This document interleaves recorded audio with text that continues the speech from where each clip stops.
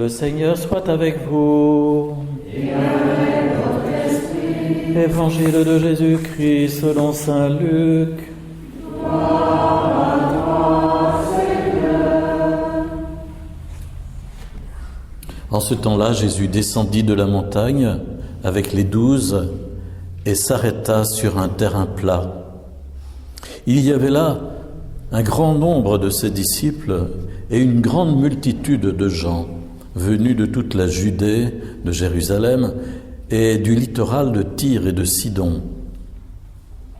Et Jésus, levant les yeux sur ses disciples, déclara : « Heureux, vous les pauvres, car le royaume de Dieu est à vous. Heureux, vous qui avez faim maintenant, car vous serez rassasiés. Heureux, vous qui pleurez maintenant, car vous rirez.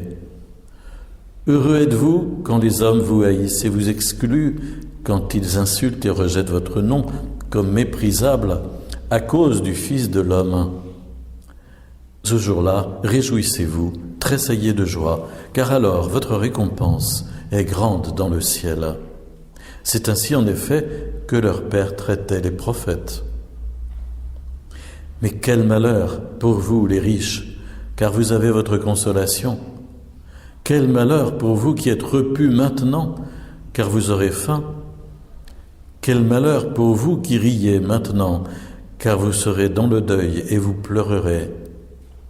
Quel malheur pour vous lorsque tous les hommes disent du bien de vous.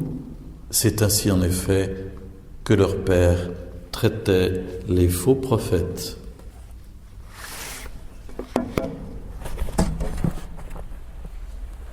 Acclamons la parole de Dieu.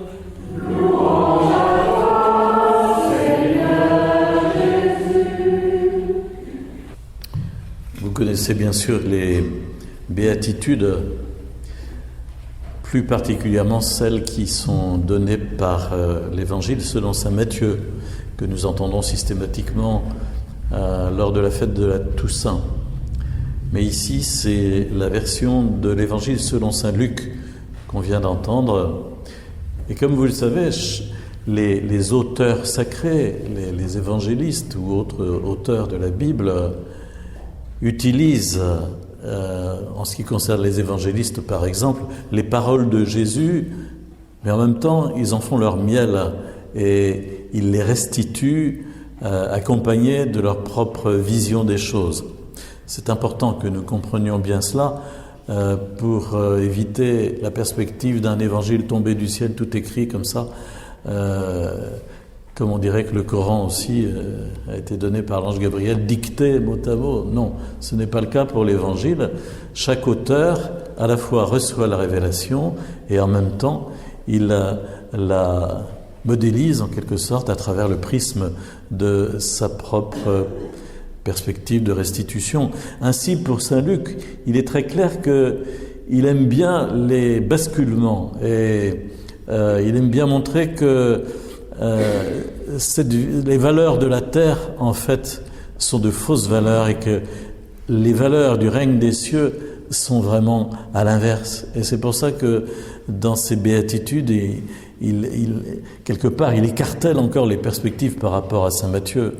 Mais déjà, dans le début de son évangile, quand la Vierge Marie rend grâce à Dieu pour la conception de Jésus, elle utilise déjà ce basculement, ce renversement pour dire il renvoie les riches les mains vides, mais il élève les pauvres, enfin, voilà, il abaisse les orgueilleux, mais il élève les humbles. Constamment, elle manie ce renversement pour exprimer à quel point la révélation qui l'a touchée et la présence du Verbe de Dieu en elle est quelque chose de renversant, de bouleversant. Et Luc ici nous restitue donc les paroles de Jésus qui sont adressées aux disciples d'abord, mais à tous, puisqu'on nous montre comment il y a une grande foule qui est là, des tas de gens qui viennent et du sud, la Judée, Jérusalem, et du nord, Tyr et Sidon, au Liban. Et voilà, tout le monde est là finalement. Mais Jésus lève les yeux sur tout ce monde et regarde ses disciples, et il enseigne ses disciples, et à travers les disciples, il touche aussi les foules, et il donne deux perspectives, et ces deux perspectives, nous les avons entendues aussi, et dans la première lecture, et dans le psaume. C'est la perspective de la vie en Dieu, et la perspective d'une vie purement terrestre, matérialiste, sur terre, avec les valeurs de la terre. Dans le livre de Jérémie et dans le psaume, on traduit cela à travers des images. Alors on dit, celui qui s'attache à Dieu et qui aime Dieu et qui médite sa loi jour et nuit dans son cœur, il est comme un arbre planté au bord du cours d'eau, et les racines plongent dans l'eau, et voilà, il porte beaucoup de fruits. Et puis, celui qui s'éloigne de Dieu, eh bien, est un arbre desséché qui va bientôt falloir abattre. Jésus dira les mêmes choses en disant que je suis le cep, vous êtes les sarments. Tout sarment qui en moi porte du fruit, mon Père l'émonde, et tout sarment qui n'en porte pas, qui est desséché, eh bien, il l'enlève. Double perspective donc, à la fois de la vie, de la mort, de l'attachement aux valeurs de Dieu, à la parole de Dieu, ou au contraire, le fait de se couler dans ce que le monde nous propose. C'est toujours actuel, ça n'a pas changé. Et je voudrais terminer peut-être en soulignant comment ce que dit Paul dans la seconde lecture à propos de la résurrection va tout à fait dans le même sens. Il nous dit, si vous dites qu'il n'y a pas de résurrection des morts, mais ça veut dire que vous ne croyez pas que Jésus est ressuscité. Ça veut dire que votre foi est sans valeur, dit-il. Votre foi est faussée. Et vous n'êtes pas sauvés. Parce que pour lui, la résurrection de Jésus, c'est le gage de la nôtre. La résurrection de Jésus n'est pas concevable sans notre propre résurrection. Jésus n'est pas ressuscité pour lui, il est ressuscité pour nous ressusciter.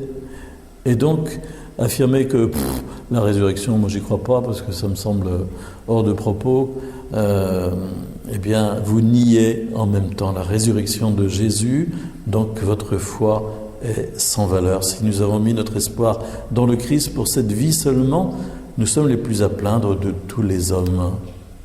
Et saint Paul nous engage donc à vraiment faire un acte de foi qui plonge au-dessus de nos compréhensions intellectuelles possibles et qui accueille la vérité de la parole de Jésus qui nous a dit qu'il nous ressusciterait. Lorsque nous célébrons des funérailles, souvent une quarantaine de fois ici à la paroisse dans l'année, il y a ce rite de l'encensement où nous encensons le corps du défunt qui est là dans son cercueil pour exprimer précisément non seulement le respect de sa dépouille mortelle, mais aussi l'espérance en la résurrection de la chair. En la résurrection de la chair. La décomposition du corps n'est pas le dernier mot. Jésus est ressuscité avec un corps fait de chair glorieuse, transformée évidemment, et il nous promet à nous-mêmes de nous donner un corps de résurrection semblable au sien. Et donc nous ressusciterons et nous serons dans la gloire de Dieu au ciel avec un corps ressuscité. Et c'est là le terme du chemin et le terme de toute cette transformation dans l'Esprit Saint que nous vivons tout au long de notre vie et dont l'accomplissement ultime est la résurrection avec un corps transfiguré par le Saint-Esprit.